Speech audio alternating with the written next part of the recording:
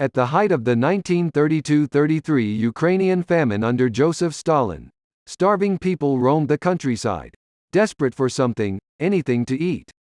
In the village of Stavyshche, a young peasant boy watched as the wanderers dug into empty gardens with their bare hands. Many were so emaciated, he recalled, that their bodies began to swell and stink from the extreme lack of nutrients. You could see them walking about, just walking, and one would drop, and then another, and so on it went, he said many years later, in a case history collected in the late 1980s by a Congressional commission. In the cemetery outside the village hospital, overwhelmed doctors carried the bodies on stretchers and tossed them into an enormous pit. The Holodomor's death toll. The Ukrainian famine, known as the Holodomor, a combination of the Ukrainian words for starvation and to inflict death, by one estimate claimed the lives of 3.9 million people, about 13% of the population. And, unlike other famines in history caused by blight or drought, this was caused when a dictator wanted both to replace Ukraine's small farms with state-run collectives and punish independence-minded Ukrainians who posed a threat to his totalitarian authority. The Ukrainian famine was a clear case of a man-made famine, explains Alex de Waal, Executive Director of the World Peace Foundation at Tufts University and author of the 2018 book, Mass Starvation: The History and Future of Famine. He describes it as a hybrid of a famine caused by calamitous social-economic policies and one aimed at a particular population for repression or punishment. In those days, Ukraine, a Texas-sized nation along the Black Sea to the west of Russia, was a part of the Soviet Union, then ruled by Stalin. In 1929, as part of his plan to rapidly create a totally communist economy, Stalin had imposed collectivization, which replaced individually owned and operated farms with big state-run collectives. Ukraine's small, mostly subsistence farmers resisted giving up their land and livelihoods. Resistant farmers labeled as kulaks. In response, the Soviet regime derided the resistors as kulaks, well-to-do peasants, who in Soviet ideology were considered enemies of the state. Soviet officials drove these peasants off their farms by force, and Stalin's secret police further made plans to deport 50,000 Ukrainian farm families to Siberia. Historian Anne Applebaum writes in her 2017 book, Red Famine: Stalin's War on Ukraine.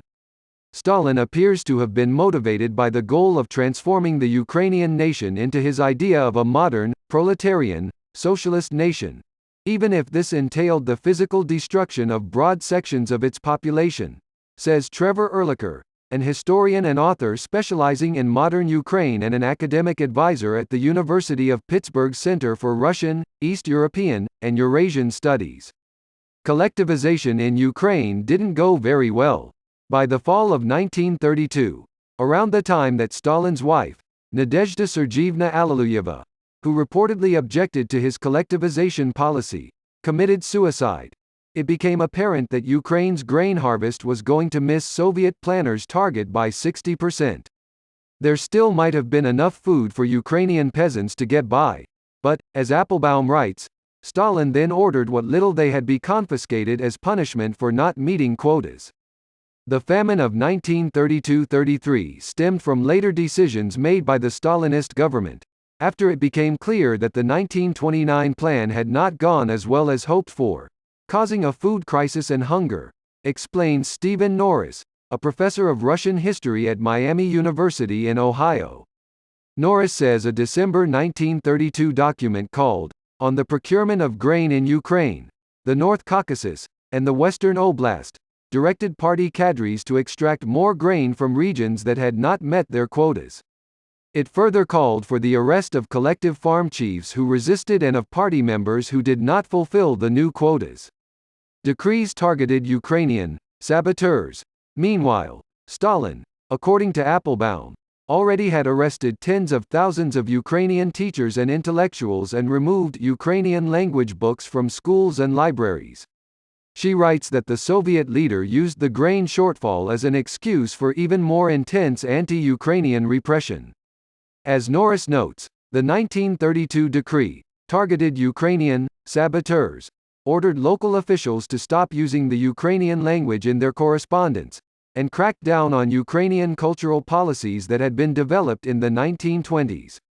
When Stalin's crop collectors went out into the countryside, according to a 1988 U.S. Congressional Commission report, they used long wooden poles with metal points to poke the dirt floors of peasants' homes and probe the ground around them, in case they'd buried stores of grain to avoid detection.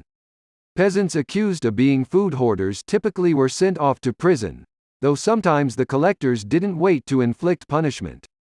2 boys who were caught hiding fish and frogs they'd caught, for example, were taken to the village Soviet, where they were beaten, and then dragged into a field with their hands tied and mouths and noses gagged, where they were left to suffocate. As the famine worsened, many tried to flee in search of places with more food. Some died by the roadside, while others were thwarted by the secret police and the regime's system of internal passports. Ukrainian peasants resorted to desperate methods in an effort to stay alive, according to the Congressional Commission's report. They killed and ate pets and consumed flowers, leaves, tree bark and roots. One woman who found some dried beans was so hungry that she ate them on the spot without cooking them, and reportedly died when they expanded in her stomach.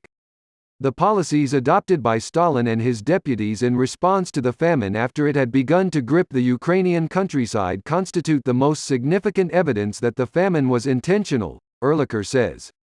Local citizens and officials pleaded for relief from the state. Waves of refugees fled the villages in search of food in the cities and beyond the borders of the Ukrainian Soviet Republic. The regime's response, he says, was to take measures that worsened their plight. By the summer of 1933, some of the collective farms had only a third of their households left, and prisons and labor camps were jammed to capacity. With hardly anyone left to raise crops, Stalin's regime resettled Russian peasants from other parts of the Soviet Union in Ukraine to cope with the labor shortage.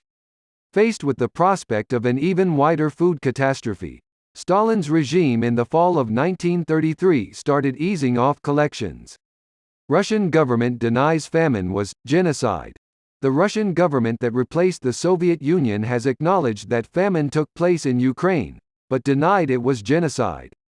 Genocide is defined in Article 2 of the UN Convention on the Prevention and Punishment of the Crime of Genocide, 1948, as any of the following acts committed with intent to destroy, in whole or in part, a national, ethnical, racial or religious group. In April 2008, Russia's lower house of parliament passed a resolution stating that there is no historical proof that the famine was organized along ethnic lines. Nevertheless, at least 16 countries have recognized the Holodomor, and most recently, the U.S. Senate, in a 2018 resolution, affirmed the findings of the 1988 Commission that Stalin had committed genocide. Ultimately, although Stalin's policies resulted in the deaths of millions, it failed to crush Ukrainian aspirations for autonomy, and in the long run, they may actually have backfired. Famine often achieves a socio-economic or military purpose, such as transferring land possession or clearing an area of population, since most flee rather than die, famine historian de Waal says. But politically and ideologically it is more often counterproductive for its perpetrators. As in the case of Ukraine, it generated so much hatred and resentment that it solidified Ukrainian nationalism. Eventually, when the Soviet Union collapsed in 1991, Ukraine finally became an independent nation, and the Holodomor remains a painful part of Ukrainians' common identity.